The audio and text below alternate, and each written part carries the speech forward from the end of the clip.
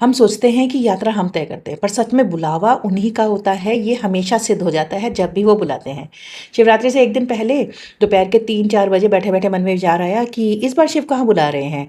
और मन ने विचारों ने अपना गढ़ा और आया कि गणेश्वर ज्योतिर्लिंग चलते हैं, जो हमारे पूना से 265 किलोमीटर दूर है। हम निकल पड़े वहाँ, और रात को 1:30 बजे हम लोग 1-1:30 बजे हम औरंगाबाद पहुँचे। वहाँ होटल के पास पहुँचे और होटल में हमने कमरा लिया। होटल वाले ने कहा आप अभी फ्रेश हो जाइए, जबकि हमारा मन नहीं था उस समय जाने का, क्योंकि बहुत थक चुके थे रात का ट्रैवलिंग करके। पर उसने कहा नहीं तो सुबह आपको बहुत लंबी लाइन लगेगी, अभी भी आपको काफ़ी टाइम लगेगा। तो हम लोग नहाए धोए और अपना निकल पड़े।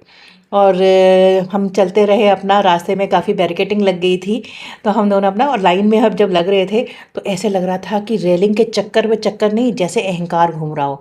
और मैं पति से नाराज़ हुई कि क्यों नहीं आपने ये करा, आपने क्यों नहीं वीआईपी टिकट इन दिनों में बंद कर दी जाती है 4 दिन के लिए, जो शायद बहुत अच्छा है। पर जैसे ही शिव जी के दर्शन करे तो ऐसे लगा कि सारी थकान तो छू मंतर हो गई थी। इतने सुंदर प्यारे दर्शन।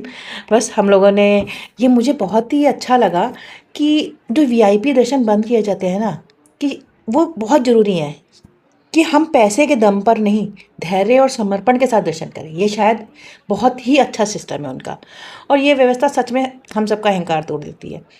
और दर्शन तो बहुत हो चुके थे, बिल्कुल अपना जैसे कि बहुत अच्छा हो चुका था। और ये दर्शन करते करते अपना सारा कुछ सुबह के 6 बज चुके थे। हमें 9 बजे कमरा खाली करना था, क्योंकि उसकी कोई और बुकिंग थी।